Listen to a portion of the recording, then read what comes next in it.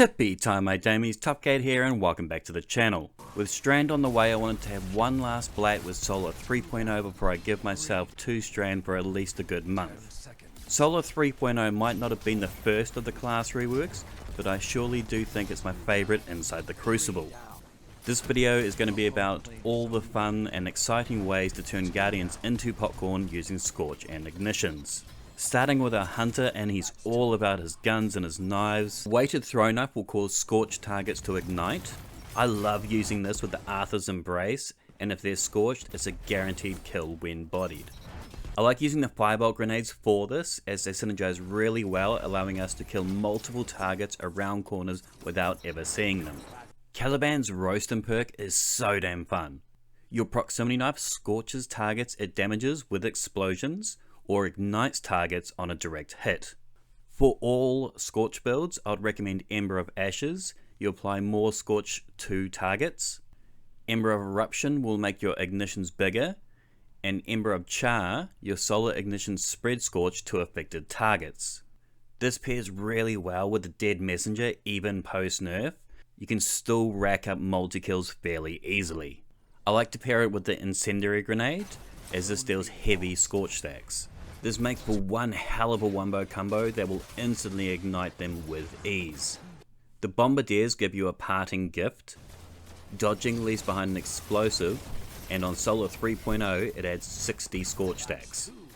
Coupled with the Fusion Grenade, it'll not only add the impact damage, but 60 Scorch stacks, to get you 100 Scorch stacks needed to ignite all targets. It might not always get you the win, but when it trades in spades, and nothing will survive its destructive power. It's strong enough to not only destroy people inside a well, but the well itself. Now it does take a certain set of balls, as getting in ain't that hard, but getting out might be. It's almost easier to destroy bubbles, as they can't shoot you as you approach. To destroy the bubble though, you'll need to ignite 3 targets to output enough damage to destroy their overshields, as the ignitions will continue to repeat off each other until all are destroyed. Ember of Combustion, final blows with your super cause targets to ignite. Golden Gun Deadshot pairs perfect with this, as ignitions will refund rounds. Now this super doesn't last forever anymore, but as long as you're killing, you won't be out of bullets. And because these ignite, this precision weapon can also bust out scorch damage for those AoE attacks for those who are hiding out of line of sight. The Blade Barrage can also do ignitions on kills to get those people popcorning around the bend. But if you're using Blade Barrage, you'll need to use Ember of Beams. This drastically improves target acquisition, so you can properly target multiple victims. Our Titans will also run the Scorch trifecta of Ember, Ashes, Eruption and Char.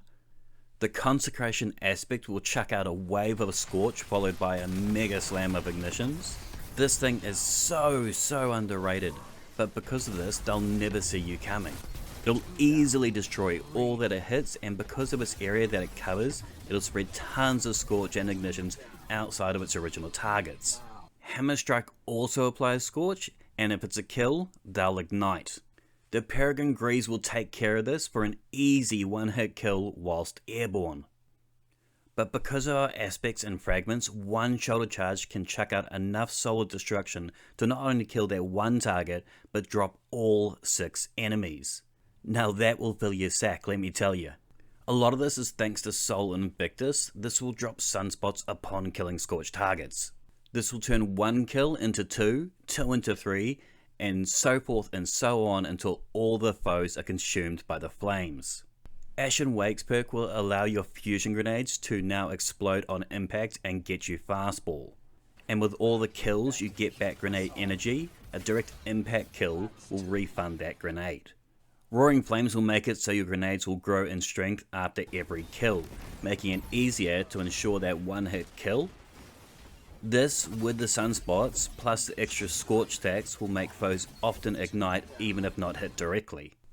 For our Warlocks, Ashes, Eruption and Char, I prefer using Well of Radiance. Now this is often used to defend a position, but I like to use it offensively, as it can throw out serious levels of Scorch when dropped on your foes. Ember of Combustion will make it so our solar weapon kills will ignite. I reluctantly recommend the Jotun, as this is great for throwing out scorch damage to push out some serious bubble busting slayouts. I'd also recommend solar shotguns with either trench barrel or 1-2 punch. Unlike a bubble, Guardians are more inclined to push you whilst you're inside your well, and you'll be surprised how often you'll get multi-kills from ignitions during a shotgun and slap fight. Touch of Flame aspect will beef up our solar grenade durations. It will also emit molten blobs. This is the perfect diameter to melt bubbles, and can actually have the bubbles work for you, as they contain the molten blobs inside them to melt them. Ideally, of course, you want to get in quick, drop that nade, get out, then just wait for their demise. The Phoenix dive will deliver Scorch when landing on the ground whilst you have Heat Risers active.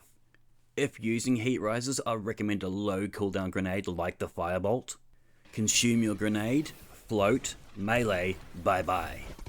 The Exotic Helmet Dawn Chorus makes all your Scorch effects deal more damage. This will beef up our already heavy Scorch Incendiary Grenade to guarantee ignition kills. Pair it up with the Celestial Fire Melee for some awesome long range wombo combo kills. This has the potential to melt multiple targets at once. Solo 3.0, I love you. It's going to be hard putting you down for a bit, at least until I get my hands on the updated Sunshot come Lightfall. If you're new, hit up that sub. If you've got any questions or suggestions, feel free to leave a comment down below.